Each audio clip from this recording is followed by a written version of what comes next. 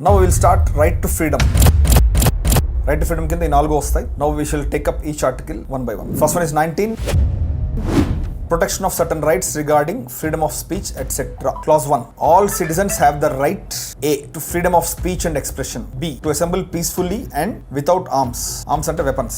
C. to form associations or unions or cooperative societies.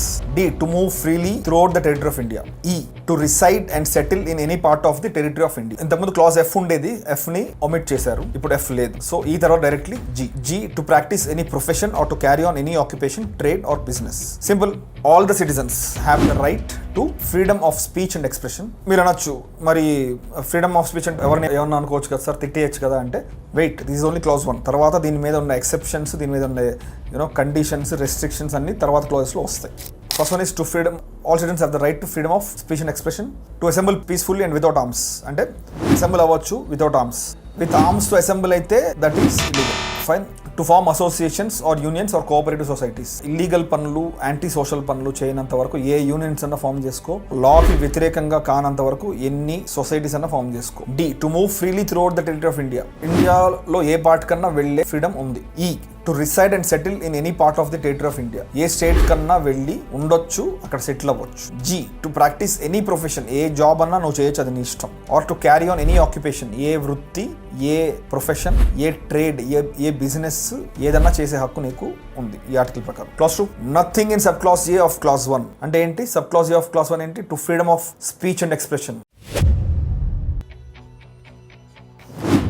Nothing in subclause A of clause 1 shall affect the operation of any existing law or prevent the state from making any law in so far as such law imposes reasonable restrictions on the exercise of the right conferred by the said subclause in the interests of the sovereignty and integrity of India, the security of the state, friendly relations with foreign states, public order, decency, morality, or in relation to contempt of court or defamation or incitement to an offense. చెప్పాను కదా, clause 1 లో A లో sub clause A of clause 1 లో freedom of speech and expression అని చెప్పేశారు.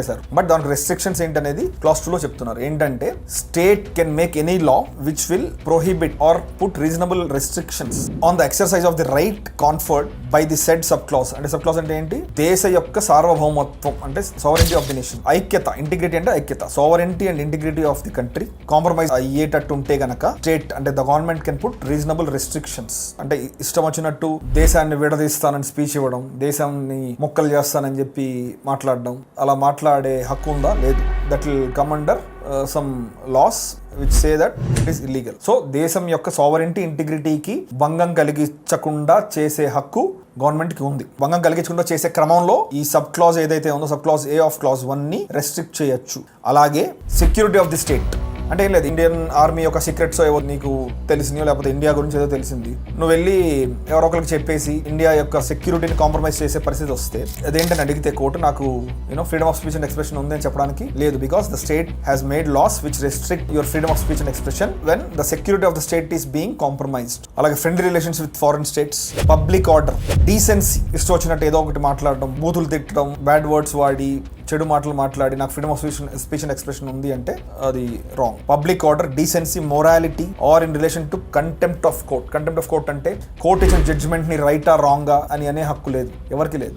You can only appeal in the higher court, that's all. నాకు freedom of speech and expression ఉంది కాబట్టి ఆ జడ్జి ఇలా ఇచ్చాడు నాకు నచ్చలేదు, ఈ కోర్టు నాకు నచ్చలేదు, ఈ జడ్జి నాకు నచ్చలేదు అనే హక్కు లేదు. సో క్లాజ్ 1 లో ఉన్న సబ్ క్లాజ్ A మీద పెట్టే రెస్ట్రిక్షన్స్ యొక్క గ్రౌండ్స్ ఇవి. State has all the power to restrict on these grounds. ఏం గ్రౌండ్స్ అనేది మనం చెప్పుకున్నాం, ఇంకా కొన్ని ఉన్నాయి. What are those? Contempt of court, defamation or incitement to an offence. ఎవరినన్నా ఒక అఫెన్స్ చేయడానికి ఇన్సైట్ చేయడం అంటే రెచ్చగొట్టడమో, ఎంకరేజ్ చేయడమో, ప్రొవోక్ చేయడమో చేసే హక్కు కూడా లేదు. అలా చేయకుండా చేయడానికి గవర్నమెంట్ కి చట్టాన్ని చేసే హక్కు ఉంది, ఆల్రెడీ చేశాయి కూడా. Class 3. Nothing in subclause B of the said clause. What is subclause B of the said clause? To assemble peacefully and without arms. Nothing in subclause B of the said clause shall affect the operation of any existing law in so far as it imposes or prevents the state from making any law imposing in the interest of the sovereignty and integrity of India or public order reasonable restrictions on the exercise of the right conferred by the said subclause. Sub clause B of clause 1 లో ఏమంటున్నాం? To assemble peacefully and without arms అంటున్నాం. దేశం యొక్క సార్వభౌమత్వం, ఐకమత్యాన్ని effect చేయకుండా ఉన్నంత వరకు ఎంతమంది అన్నా అసెంబుల్ అవ్వచ్చు, పీస్ఫుల్ గా వితౌట్ ఆర్మ్స్ అసెంబుల్ అవ్వచ్చు, నో ప్రాబ్లం. బట్ ఎప్పుడైతే ఇండియా యొక్క సావరెంటీ, ఇంటిగ్రిటీ కాంప్రమైజ్ అవుతాయో అలా పీస్ఫుల్ గా అసెంబుల్ అవ్వడం వితౌట్ ఆర్మ్స్ కూడా తప్పే. అంటే just because sub clause B of clause 1 లో you are entitled to assemble peacefully and without arms అని ఉంది కాబట్టి నీ ఇష్టం వచ్చినట్టు 100 మంది కలిసి మీటింగ్ పెట్టి వితౌట్ పర్మిషన్, మా దగ్గర ఆర్మ్స్ లేవు కాబట్టి మేమందరం మీటింగ్ పెట్టుకుంటాం, ఇష్టం వచ్చినట్టు గుమ్మి కొడతాం అంటే నో. As long as public order, sovereignty, integrity effect అవ్వవో you can do that. Clause 4. Nothing in subclause C of the said clause. What is subclause C of the said clause? To form associations or unions or cooperative societies. Okay? Nothing in subclause C of the said clause shall affect the operation of any existing law insofar as it imposes or prevents the state from making any law imposing in the interests of the sovereignty and integrity of India or public order or morality reasonable restrictions on the exercise of the right conferred by the said subclause. Same. ఇది already చెప్పుకున్నాం. అది subclause C of clause 1 చెప్పుకున్నప్పుడే చెప్పుకున్నాం. నువ్వు associations, unions, cooperative societies పెట్టుకో. But నువ్వు పెట్టుకునే unions, associations illegal అయి ఉండకూడదు, లాకి అగేన్స్ట్ గా ఉండకూడదు, ఇండియా యొక్క సోవరెంటీ, ఇంటిగ్రిటీకి వ్యతిరేకంగా ఉండకూడదు. నువ్వు ఒక మిలిటెంట్ ఆర్గనైజేషన్, టెర్రరిస్ట్ ఆర్గనైజేషన్ లో పెట్టి sub clause C of clause 1 నాకు ఇది హక్కు ఇచ్చిందంటే కుదరదు. Sub clause C of clause 1 ఇచ్చిన కాన్స్టిట్యూషనే దాని మీద రెస్ట్రిక్షన్ అదే ఆర్టికల్ క్లాస్ 4 లో ఇచ్చింది. Class 5. Nothing in subclauses D and E of the said clause shall affect the operation of any existing law. What are subclauses D and E? D is to move freely throughout the territory of India. E is to reside and settle in any part of the territory of India. Nothing in subclauses D and E of the said clause shall affect the operation of any existing law insofar as it imposes or prevents the state from making any law imposing reasonable restrictions on the exercise of any of the rights conferred by the said subclauses, either in the interests of the general public or for the protection of the interests of any scheduled tribe. దీని meaning ఏంటి? Forest areas ఉంటాయి, దాంట్లో schedule tribes ఉంటారు. నువ్వు clause 1 లో sub clause D లో to move freely throughout the territory of India ఉంది కాబట్టి వాళ్ళు ఉండే ఏరియాస్ లో నాకు article 19 clause 1 sub clause D లో నాకు ఇది ఇచ్చారు కాబట్టి నేను ఇష్టం వచ్చినట్టు వెళ్ళి వాళ్ళు ఉండే ఫారెస్ట్ ఏరియాలో వాళ్ళు ఉండే ఏరియాని వెళ్ళి డిస్టర్బ్ చేస్తాను, అక్కడికి వెళ్ళి నేను ఒక ఇల్లు కట్టుకుంటాను అంటే కుదరదు. దానికి ఒక రీజనబుల్ రెస్ట్రిక్షన్ ఉంది according to class 5. Class 6. Nothing in subclause G. What is subclause G? To practice any profession or to carry on any occupation, trade or business. Nothing in subclause G of the said clause shall affect the operation of any existing law insofar as it imposes or prevents the state from making any law imposing in the interests of the general public reasonable restrictions on the exercise of the right conferred by the said subclause, and in particular nothing in the said subclause shall affect the operation of any existing law insofar as it relates to or prevents the state from making any law relating to 1.